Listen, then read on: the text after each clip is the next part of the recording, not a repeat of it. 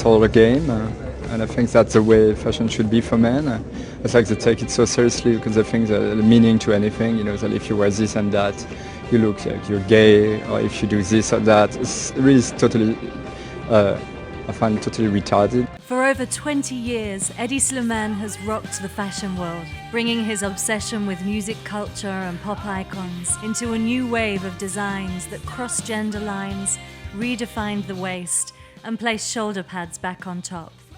Try to explore what already exists in the street, which is a certain idea of wearing clothes, of behaving. This exists, it's just trying to translate it through Dior.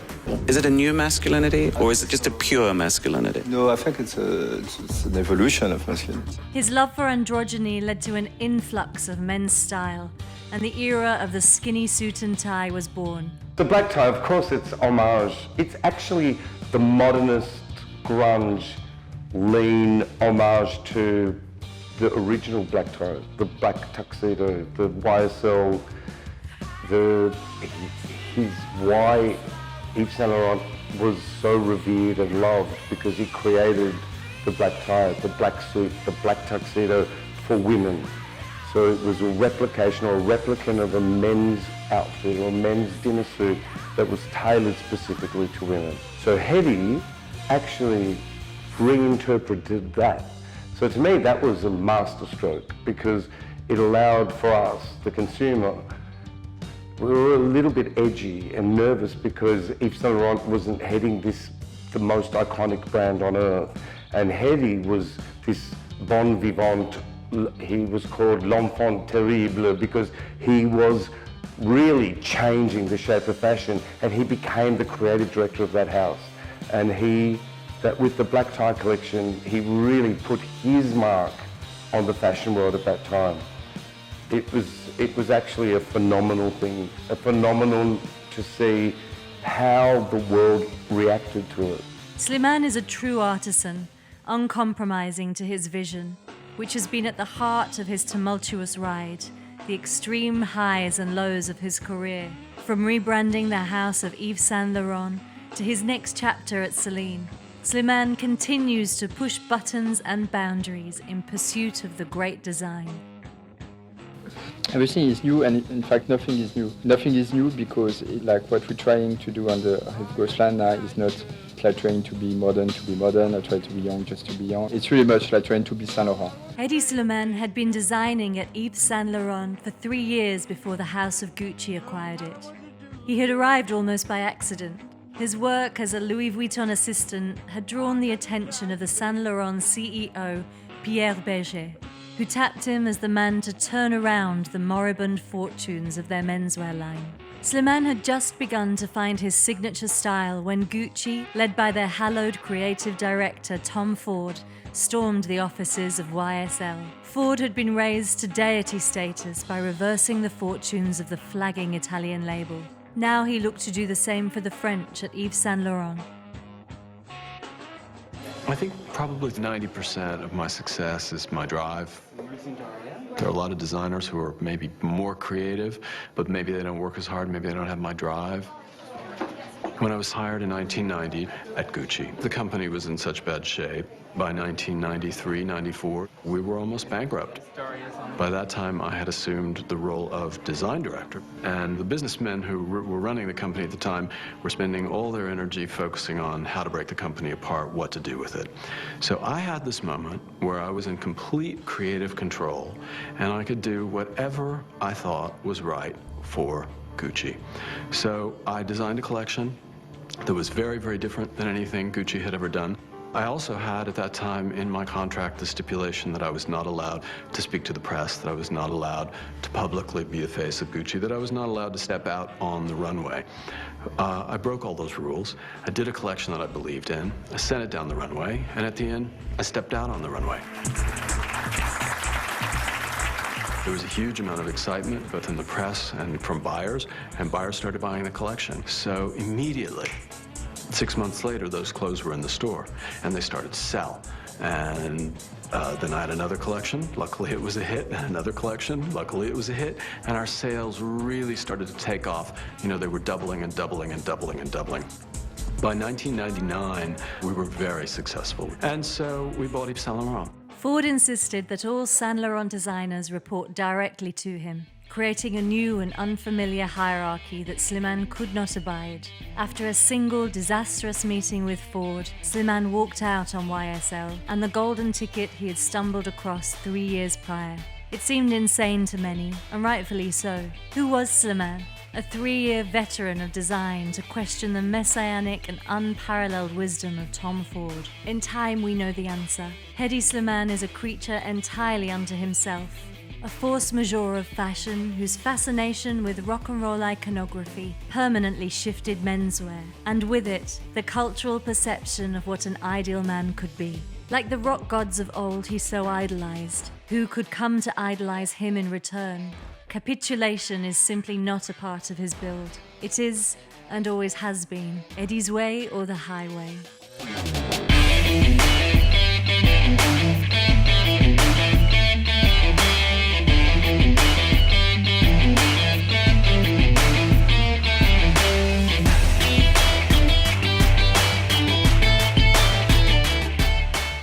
I don't like to define things. This is what you mean when you said automatic writing. You mean something that just happens, something you have to do. And this is same with menswear for me. I don't like to define.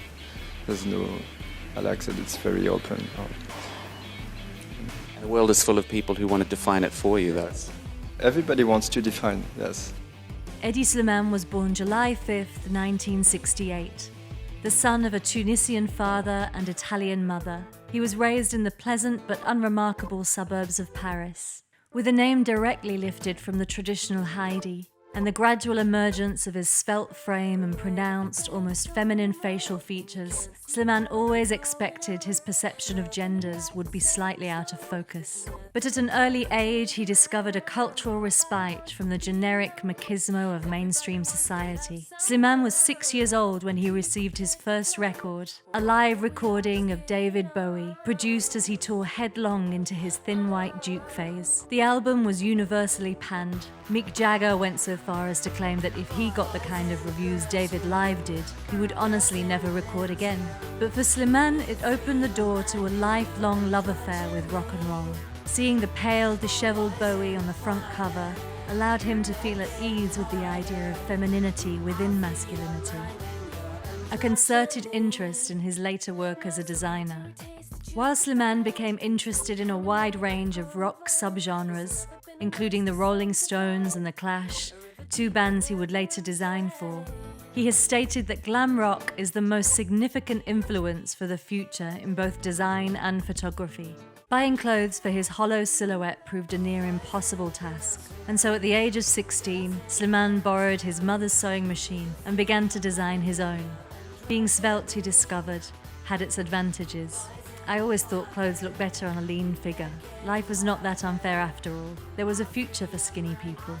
After high school, Slimane studied art history at the L'École du Louvre in Paris, using his free time to help friends on fashion shoots as a freelance director and casting scout. There were also early aspirations to become a reporter, but he put them aside to spend 3 memorable but destitute years in New York during the early 90s. His first big break came in 1992 when LVMH consultant Jean-Jacques Picard spotted him and on a hunch hired him as an assistant. Together they worked on the project Monogram Canvas for Louis Vuitton, recruiting 7 of the most influential designers in the world, including Helmut Lang, Manolo Blahnik, and Vivienne Westwood, to reinterpret the iconic monogram design in celebration of its centenary. Picard was one of the first to encourage Slimane to become a designer. After 3 years as an assistant, such an opportunity arose in the form of Yves Saint Laurent. Pierre Berger, CEO of YSL at the time, and the stalwart companion of the man for whom the brand is named, had heard of Slimane through reputation, and despite his lack of design experience, deemed him the perfect man to revive the fortunes of YSL menswear. Milan was menswear, And French houses were not interested in men's fashion, Slimane has said. To hire me was an insignificant decision, if you think of it in concrete terms. From a different perspective, I really had, as a kid, a natural attraction to the house of Saint Laurent. And when Pierre Berger took the chance, I thought I was extremely blessed. Slimane admits to initially being petrified of the daunting task ahead of him, walking on tiptoes for many a month until he grew more comfortable in his role. Yves Saint Laurent himself attended the debut menswear show in 1996, bestowing his blessing by enthusiastically applauding the collection from his seat in the front row. Slimane was named the men's artistic director of YSL the following year. His confidence as a designer grew with each passing collection, culminating in the black tie collection that debuted in January 2001. The foreshadowing of his skinny silhouette designs that could later come to dominate the male fashion world. It was the last collection he would design for YSL for over a decade. In the ensuing months, Slimane would reject the stringent authority of Tom Ford and abandon the label he helped redefine. Slimane absconded from Paris. Despite it being his home, he had never felt comfortable there, and moved to the progressive scene of Berlin for 2 years, where he took up residence at the Kunstwerke Institute for Contemporary Art.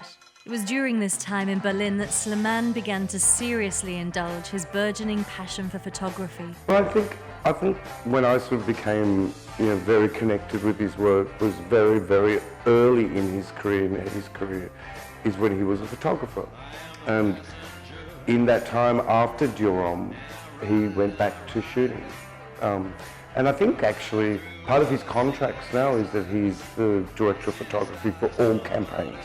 It's something that I felt that he was first and foremost an aesthete, but an aesthete that projected into campaigns, an aesthete that projected into the selection of the models for the runway. That's a photographer's headspace, someone that can work very closely to create the sets, create the music, create the environment for fashion.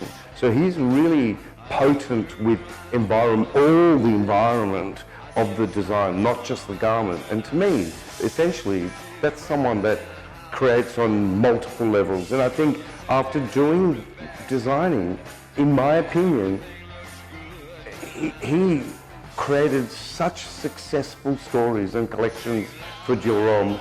It just felt like, it seems to me that he had to move. He had to just step away because it just was becoming bigger than Ben-Hur.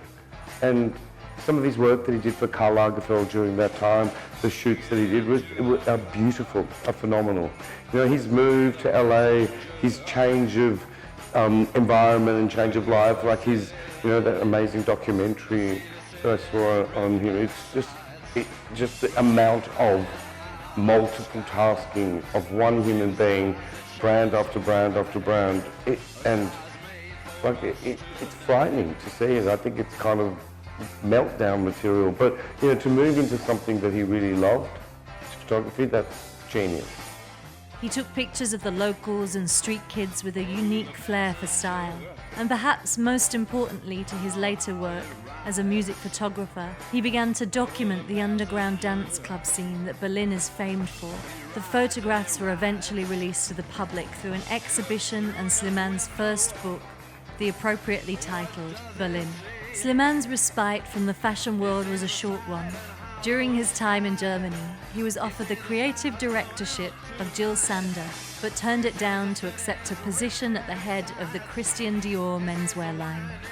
It's interesting that the skinny jean phenomenon, I don't necessarily think that Hedi was the frontiers person. Hedi was actually the person that validated it. It was a really strong subterranean underground movement. And Hedi, being part of that movement and understanding that movement, elevated that. People were getting those skinny jeans, or getting jeans from second-hand shops, buying 1970s skinny jeans, late 70s skinny jeans, and wearing them out with a designer jacket. And it was a really strong underground movement. And what Hedi really kind of orchestrated was reflecting that movement to mastige and making everyone around the world be aware of it, understand it, sharpen it up, and charging $1,200 US per jean. But still, it defined a moment. And then it was not that he was the originator, he was the one that reflected it back to the people. And so then the other brands followed suit, and then it became a phenomenon. He picked it up from the underground, showed the world on the world stage, with probably under the cloak of the most famous designer brand in the world, YSL, Saint Laurent, and then everyone else picked it up, and then it went back down to the main street and back down to the underground. It was during his time at Dior that Slimane redefined the contemporary masculine concept and elevated himself to a position resembling cult fanaticism in the process. It was really about couture for men, which is a definition I started really when I was at Saint Laurent 7 years ago, and I sort of moved on from that idea and from that technique, and I wanted to come back to it. His vision is definitely different than everyone else's. It's just very heady. It's flawless. Celebrity clientele began to clamour for Slimane's designs. Brad Pitt asked the designer to create the suit for his wedding to Jennifer Aniston. The next year, Dior saw their profits rise by 41%. After attracting the attention of cultural tastemakers, it became inevitable that the mainstream would follow suit. The traditional Adonis perception of masculinity was tilted on its axis, displaced by a lither and more feminine body type, exemplified by men like Jared Leto and Orlando Bloom.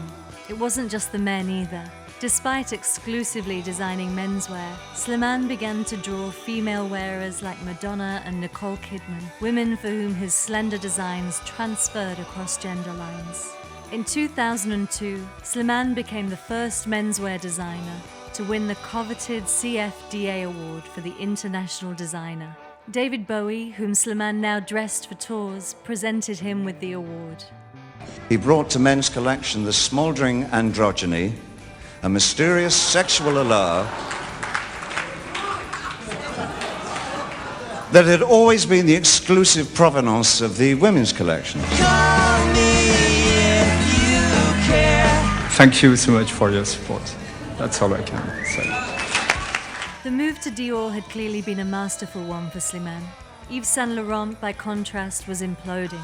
Despite the guidance of the venerable Tom Ford, the company was losing tens of millions of dollars a year, their collections in a creative slump. Rumours swirled of incessant turbulence within the YSL camp. Slimane, however, could seemingly do no wrong. His three great creative passions, music, photography, and design, were becoming seemingly inseparable from one another. I mean, music has been always so inspiring for fashion, but the time is like late 70s, I would say, when punk emerged in England. And I think in England right now it's really much what's happening. And it's like a total new generation taking over. And I spend a lot of time there, and this is the people I see. So What Eddie has done with his career is he hasn't played in a band, but he's essentially made a context for himself, which is like everything except playing in a band. He's the quintessential designer as rockstar. One of his most celebrated photography books, London, Birth of a Cult, captured the resurgence of the British rock scene in all of its disturbed, destructive glory. The book centres around Libertines and Baby Shambles frontman Pete Doherty, perhaps best known to the fashion world as the drug-addled former paramour of model Kate Moss. Slimane followed Doherty for over a year, chronicling the musician and his signature flair the press would come to describe as skank chic. The way of an explanation cast adrift up the shores of Shots' nation. If you wanna try, there's no worse you could do. I know you lie, I'm still in love with you. Slimane's descent into the London underground came to strongly influence his designs and shows. As former band manager Alan McGee attested, every fucking model looked like a libertine. It wasn't just Doherty. Slimane had an uncanny ability to befriend the most influential rock stars on the planet. Mick Jagger and David Bowie rest in his personal Rolodex. So too do Courtney Love and Thomas Mars of French band Phoenix. The designer has dressed everyone from Jack White to Franz Ferdinand to Paul Simonon of seminal punk band The Clash. The key to his popularity, authenticity. Hedi's things are very simple, but with great detail, and they're very classic, so it means you can wear them from season to season. And I think that's very important. He doesn't change too quickly, but he is probably the most inventive men's designer in the world.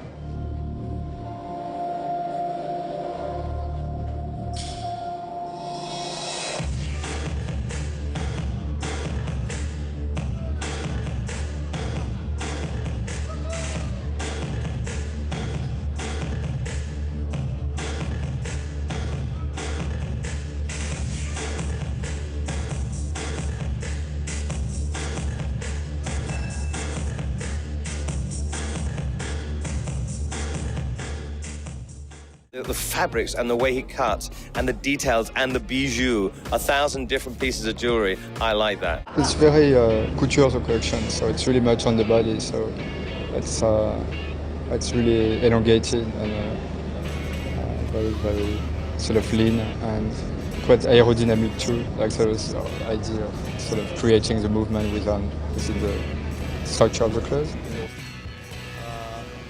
So focused. Amazing cut of the clothes, amazing fabrics, amazing detail, which is typical Hedi.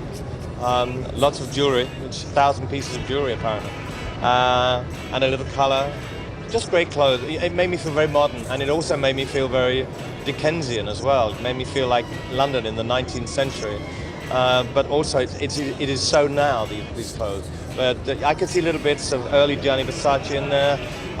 But you know what? It's totally Hedi. Slimane prides himself at being on the precipice of the rock movement.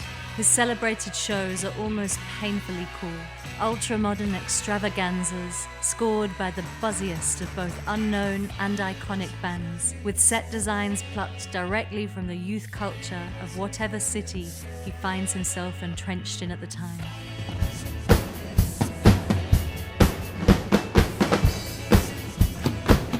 It's an aesthetic that extends to his audience, more often packed with skeletal musical misfits than the couture designs and haughty critics that so often dominate other collection unveilings. Yet Slimane is something of an anomaly within the culture he adores so much.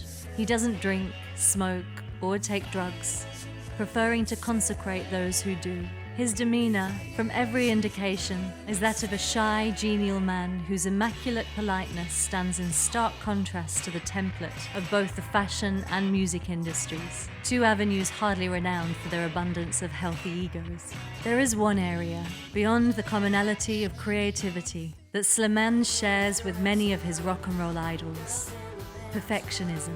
Every aspect of his collections, from conceptualization down to the design, lighting, and casting of his stage shows, is overseen by Slimane with a quibbling sensibility that borders on the infinitesimal. Slimane has distinguished himself from other designers for his penchant of casting unknowns and non-professionals in his shows. He will often draft band members to represent his designs, or otherwise scour the streets looking for just the right personality to mesh with a collection, a process he refers to as boy safari. Boys, girls, boys, girls. The guys were chosen, they were sort of a street casting, a lot of them. Some of them are models, but he wanted them to look like themselves, and they're kind of, I don't know if they're skaters or you know, they're kind of punks. I love that kind of dandy, that kind of grotesque dandy look, and that's what it was for me. I wish more people would take a chance and make clothes like that. Like every other element of his creative process, he is reluctant to define the essence of his casting. You sort of know if it's working or not, he has glibly remarked in the past. But based on his track record, Slimane prefers his models tall, lean, and slightly androgynous, not overly dissimilar from himself. No one can fault Slimane on his creations. His perfectionist streak and myopic vision for fashion has resulted in a cultural shift in menswear that continues to this day. But such vision often acts as a double-edged sword. His unwillingness to compromise, for all of its vaulted genius, has been the root cause of every major controversy in his career. Slimane was becoming restless towards the end of his tenure at Dior. His contract with the label had expired in 2006. and he wished to spend more time pursuing his extracurricular passions, not only photography, but also architectural spaces and art projects, in which he had dabbled over the previous few years. Dior bent over backwards to accommodate him, negotiating a non-exclusive contract that would free Slimane from the endless cycle of collections and give him more time to pursue his outside interests. Whilst he accepted the new contract, Slimane remained discontent. He was unhappy with the direction the menswear line was taking, and a proposal for his own signature label, one that would allow him to design women's wear for the first time, was wholly unsatisfactory in his eyes. Negotiations broke down a year after signing his non-exclusive contract. Bernard Arnault, the chairman of LVMH, told Slimane to come back to reality. Slimane would do no such thing, releasing a statement that said, "There are areas I will not compromise at all when it comes to my work." For the second time in his career, Slimane walked away from the world of fashion. This time, however, his sabbatical would not last months, but years, relocating from Europe to the seamy underground of the Los Angeles music scene. California was in the early stages of a rock and roll renaissance at the time. Independent label Burger Records had just formed and was encouraging a new wave of psych, surf and punk rock, exemplified by bands like Hunks and His Punks, Mystic Braves and The Garden. Slimane was there to capture it all on camera, immersing himself in the scene for 5 years. Even after returning to fashion, he chose to remain in LA. His time in the underground would later be collaborated into the exhibition Sonic, a photographic chronicling of rock and roll culture since the late 50s. Sonic ran the gamut of his experiences in Berlin, London, New York, and Los Angeles, his grainy black and white photos capturing the essence of rock and roll. Grimy venues replete with spilled drinks and sweat, the raw energy and anger of the fans, the youthful, eternal cool of the bands, regardless of age and era. It was an essence that reflected his design philosophy. Slimane has described his work as a reflection of the transient age between childhood and adulthood, what most of us would colloquially describe as being a teenager. That same ethos is at the core of rock and roll. There will always be disenfranchised youths trying to find their friends, trying to find their place, according to Burger Records co-founder Lee Rickard. Slimane certainly had friends. During his self-imposed exile, he shot portraits of celebrities as diverse as Amy Winehouse, Lady Gaga, Gisele Bündchen, and Robert De Niro. His place, however, proved to be more elusive. Slimane continued to keep a weather eye on the world of fashion, consistently toying with the idea of returning to the field in which he made his name. Many within the fashion industry were less than inviting. Slimane had managed to burn a number of important bridges on his way out that to this day remain unrepaired. Karl Lagerfeld, who once included Slimane in his entourage and famously lost 10 kilos to fit the new slim dictum of Dior, stopped wearing his clothes. Jean-Jacques Picard, the man who initially encouraged Slimane to become a designer in the first place, had fallen into bad terms with his former assistant. When the disgraced John Galliano was excommunicated from Dior in 2011, rumours swirled of a triumphant return from Slimane. But his perfection again got the better of him, and the label refused to acquiesce to demands that included even more creative control and a worldwide refurbishment of every Dior boutique store and outlet. But there was one influential figure from Slimane's past who remained steadfast in his corner, Pierre Berger, the man behind the curtain at Yves Saint Laurent. YSL had continued to struggle through the years Slimane designed at Dior. Tom Ford had left the label in 2004 after the pressure of designing for YSL and Gucci simultaneously proved too demanding. To say nothing of his notoriously frosty relationship with Yves Saint Laurent himself, who felt the changes Ford made were an insult to the legacy of his label. Stefano Pilati, head of YSL's ready-to-wear department, inherited the mantle of the creative director. It took 6 slow years, but Pilati managed to pull the company out of freefall through his successful accessory designs. His collections, however, were hit and miss. Some were beloved by critics and celebrities alike, while others barely registered on the fashion radar. For Yves Saint Laurent, the designs were simply not up to scratch. Some of it is good, some of it is not so good, he once remarked of his Pilates work. Berger agreed with his longtime partner, going so far as to purposefully remove him from the guest list of a YSL retrospective in 2010. Making matters worse were the rumors floating through the fashion industry that Pilates' head was perennially due to roll. For months, there was speculation that Raf Simons would be replacing the deposed Pilati when his inevitable resignation came about. The rumors, as always, were half right. Pilati was gone by early 2012, but it would not be Simons that replaced him. Instead, it was Slimane. While Berger, who had not been CEO at YSL since 2002, despite retaining serious clout, claims he never actively championed Slimane for the role of creative director, it was a perfect match.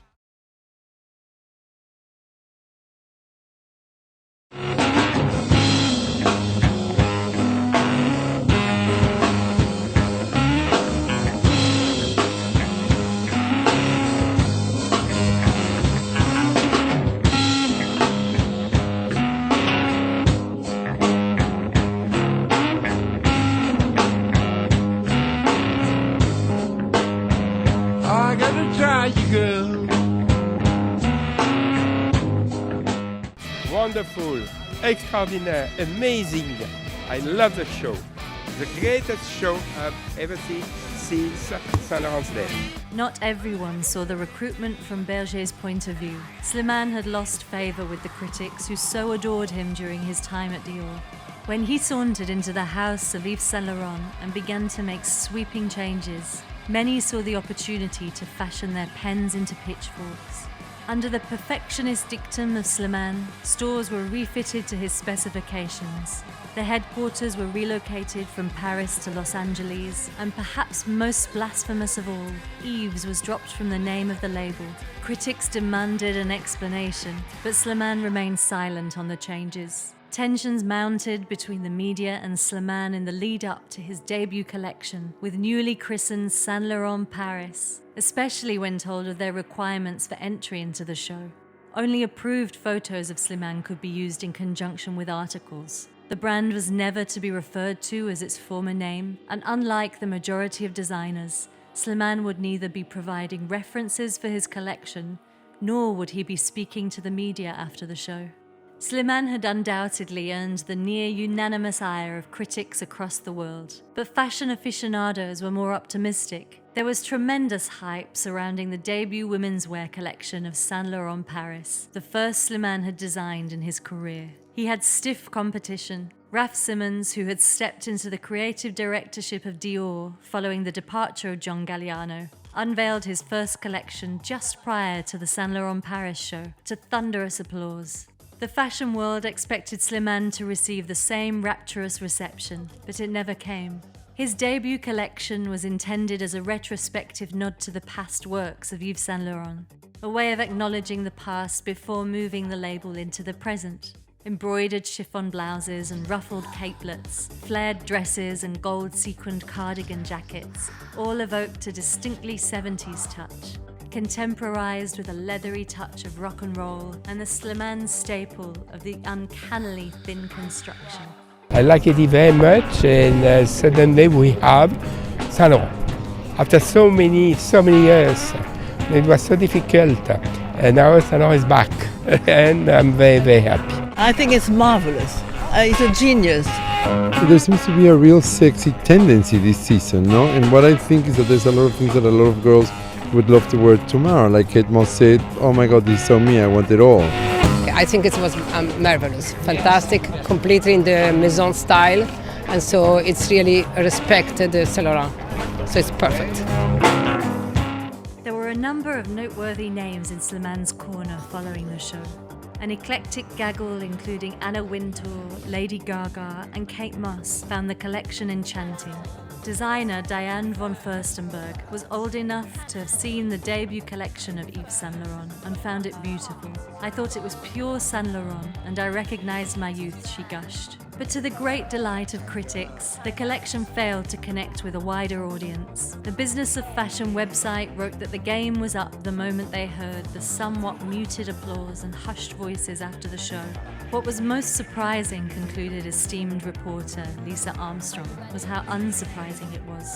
Others were less kind. The lack of professional courtesy smacked of ignorance or arrogance, wrote New York Times critic Catherine Horan. I had the impression from the clothes of someone disconnected from fashion of the past several years. It's just that I think, I'm going to go out on a limb here, but I think that anyone that has an incredible amount of success at a particular time in their life, it's like having a #1 record. I think Dior Homme was a #1 record. And what happened after that is your next album, you have to try to relive that moment. I find that with Saint Laurent after the Dior Homme and then with Celine, I find that there's a replication of styles. There's a replication of, I wouldn't go so far as to call it carbon copy. It's almost like there's a finite wardrobe of that ilk that you can reference. No matter how you can add a sharkskin fabric or a short cut mohair or add a sequin, it's still a very referenced, very parameter-driven style. And I think what's happened is we now look at his body of work and we can now say, oh, yeah, kind of similar, oh, I see, rather than the explosive way it came to us the first time. It's now versions of the first time. People are loving Celine. You know, he actually changed, removed the accent on the Celine. He shut down the Celine, removed the Celine Instagram account, removed it totally, started a new one. People were just like, he polarized everyone, saying, is it Celine? It's like, I love Celine. I actually love the old Celine, the Phoebe Philo Celine. I love that Celine. But I'm coming round to his new, like his new men's Celine is magnificent.